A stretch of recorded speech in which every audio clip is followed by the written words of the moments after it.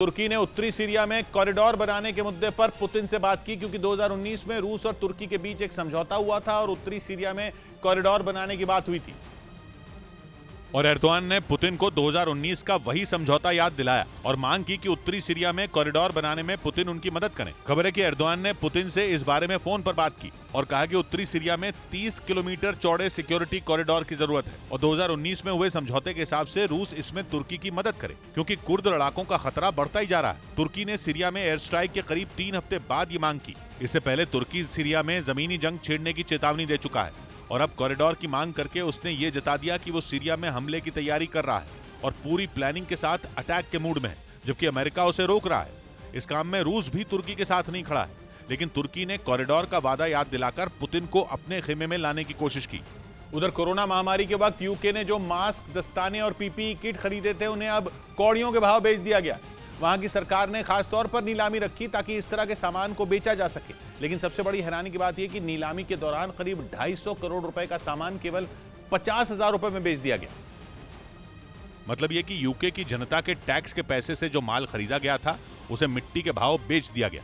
माल 3 crore 18 lakh dollar यानी करीब 250 करोड़ रुपए का था, लेकिन नीलामी के दौरान उसे महज 600 डॉलर यानी 50,000 रुपए में बेच दिया गया।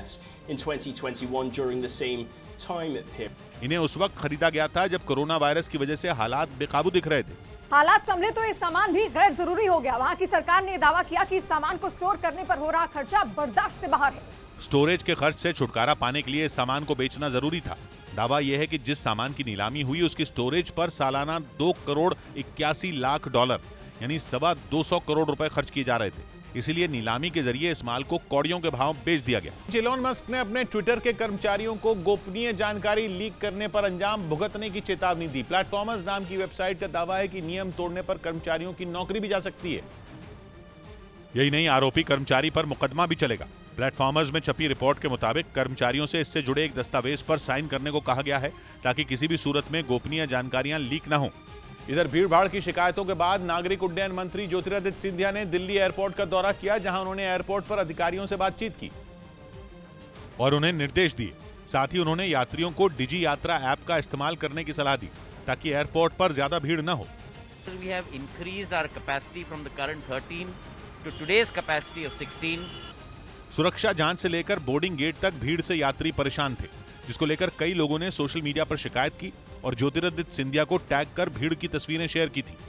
उधर ईरान को सबक सिखाने के मूड में दिख रहे इजराइल ने लेबनान को धमकी दी और दो टूक कहा कि अगर लेबनान ने ईरान की मदद करनी बंद नहीं की तो वो उसके बेरूत एयरपोर्ट पर बमबारी कर देगा। यह दावा ब्रिटेन के मीडिया ने किया और जानकारी दी कि इजराइल लेबनान पर नजर रख रहा है, क्योंकि उसे शक है कि लेबनान के बेरूत एयरपोर्ट का इस्तेमाल ईरान की मदद करने के लिए हो रहा है और वहां से कट्टरपंथी संगठन हिजबुल्लाह को हथियार भेजे जा रहे हैं, यानी वो संगठन जिसने सालों से इजराइल की नाक में दम कर रखा है। 1985 यानी जब से हिजबुल्लाह की स्थापना हुई है तब से वो इजराइल पर हमले करता रहता है और अब उसे पता चला है कि लेबनान के बेरूत एयरपोर्ट से कुछ ही दिन पहले ईरान ने हिजबुल्लाह को हथियार भेजे हैं, जिसके बाद इजराइल ने लेबनान की सरकार को धमकी दी और बोल दिया कि अगर वहां से हथियारों की स्मगलिंग होती रही तो वो वहां बमबारी कर देगा, क्योंकि इजराइल जानता है कि हिजबुल्लाह को हथियार देने वाला कोई और नहीं बल्कि ईरान है। कुछ दिन पहले ही खबर आई थी कि ईरान ने लेबनान को कुछ केमिकल हथियार दिए हैं जिन्हें हिजबुल्लाह इजराइल के खिलाफ इस्तेमाल करेगा। खबर है कि इजराइल की सेना ने लेबनान में कई जगह छापेमारी भी की, क्योंकि उसे पता चला है कि हथियारों का जखीरा लेकर आने वाला विमान तेहरान से उड़कर बेरूत पहुंचा, जिसके बाद उसे ट्रक से सीरिया और फिर वहां से लेबनान के दक्षिणी हिस्से में भेज दिया गया, क्योंकि इस इलाके में इजराइल और हिजबुल्लाह के बीच पहले से तनाव। हालांकि इस दावे को सही साबित करने में इजराइल को परेशानी होगी।